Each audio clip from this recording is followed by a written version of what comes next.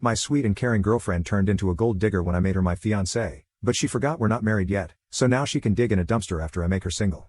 Posted by you/glittering_trifle421. I, 32M, recently proposed to my girlfriend of 2 years, Sharon, 30F, about a month and a half ago. Ever since the ring went on her finger, it feels like her attitude and behavior have completely changed. While we were dating, we appeared to be exceptionally compatible, and it seemed we shared common beliefs and morals. 7 weeks ago, I proposed, and she said yes. I felt like it was the happiest moment for both of us. But less than a week later, her attitude seemed to completely change. I thought I knew all her friends, but one day I came home to find 6 women I had never seen before, and Sharon introduced me to them. I was curious why I was only just meeting them, especially since I had already met Sharon's 2 best friends, Michelle and Octavia, neither of whom were present, over a year and a half ago. Sharon said she wanted to make sure we were a sure thing before introducing me to her inner circle.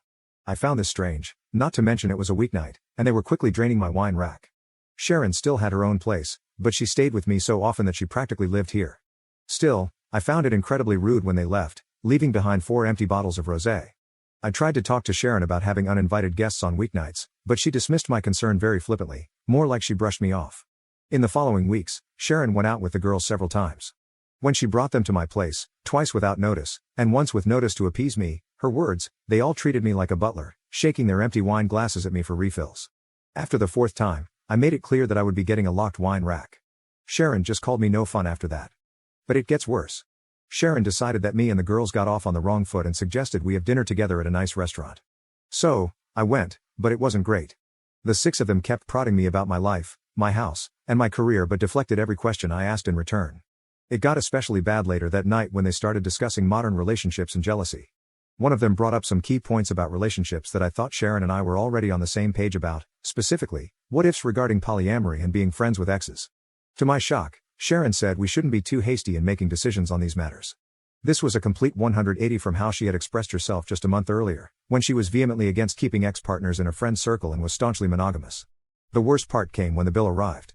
Sharon announced that it should be split together and slid the check over to me. I told her she couldn't be serious, and we got into a bit of an argument. I ended it by putting down my portion in cash and walking out, leaving them to figure out the rest of the bill. In the days that followed, Sharon kept calling me toxic and fragile. However, every time I tried to address the issue, she would apologize and say she was just stressed at work. It's crazy, we haven't even started planning the wedding yet. The worst part happened this Monday. While I was at work, I got a Nest doorbell alert and checked to see Sharon and one of her 6 new friends arriving at my place, going inside, and then leaving with my golf clubs. This set was a gift from my father, and it was quite expensive, so the fact that Sharon lent it out without my permission really pissed me off. I immediately called Sharon and told her and her friend to return the clubs. Sharon tried to gaslight me by saying, "But you promised to lend the clubs to her boyfriend, remember?" I told her that the cost of the clubs made this a serious issue, and that she and her friend had 1 hour to return them or I would call the police. Sharon kept insisting that she had my permission, but I told her to cut the crap. Less than 45 minutes later, I got another notification of Sharon and her friend coming back with the clubs, going inside, and leaving them. On the way out, her friend even flipped off the Nest doorbell. When I got home, I saw that Sharon's friend had literally just tossed the clubs and bag onto the living room floor. Sharon tried to talk to me again about my supposed toxicity, but I told her to cut the crap. I said that if I had known this was how she truly was, I would have never proposed. That seemed to freak her out, and she once again insisted that she was just stressed from work, but by that point, I wasn't buying it anymore. I told her to return the ring and her key, and that we would talk about our relationship this weekend.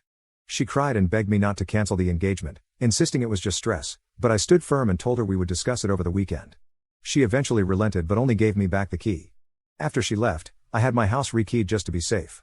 Since then, Sharon has been sending me constant texts filled with love and apologies, saying she got swept up and only wanted to show me off to her close friends. But I'm just not buying it. Those same close friends have been texting me daily, calling me toxic and fragile, saying they knew I wasn't man enough for Sharon or secure enough to share her with friends.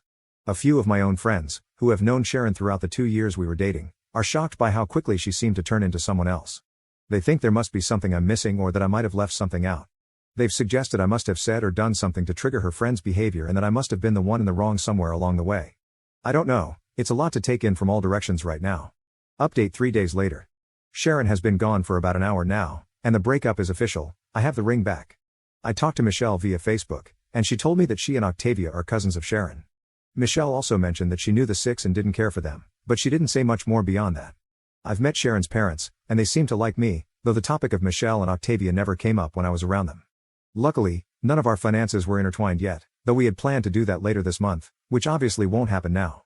I invited 3 of our mutual friends, Casey, John, and Mike, to be here when Sharon got here. Sharon showed up and was surprised to see we had company. I said they were here for both of our sakes. Sharon wanted to phone 3 of the 6 to come over to even things out and I refused, and I used the club theft as a reason. Sharon tried to deflect, but I wasn't having it. I pointed out that, over the last month, her friends dropping by had cost me nearly $500 in wine, and she hadn't made any attempt to reimburse me. I also reminded her about trying to stick me with the bill for an 8-person dinner without asking me first. She claimed again that she was just trying to show how great a guy I was, and then said she had clearly misjudged me and was disappointed in my attitude. I then asked her about the golf clubs. She tried gaslighting me again with, "You totally said it was okay, remember?" But I kept calling it BS. Mike chimed in, knowing the clubs were a gift from my dad and that I was highly protective of them, and also called BS. That's when Sharon shifted her attention to Mike and John, saying, "Hasn't he been getting forgetful lately? Don't you remember when he forgot that one date?" But neither of them was buying it. I finally told her to forget postponing the wedding or canceling the engagement. Our entire relationship would be over if she couldn't be honest with me. Sharon let out a long, exaggerated sigh, took off the ring, and dropped it on the coffee table. As she got up to leave, she said, "You're never going to find someone as good as me," and told me to send her stuff to her apartment. She left, and Casey, John, and Mike were completely stunned. All I could say was, "Believe me now?" I'm still utterly shocked and confused by Sharon's attitude. I'm sure the heartbreak will hit me soon, but right now, I just feel kind of numb.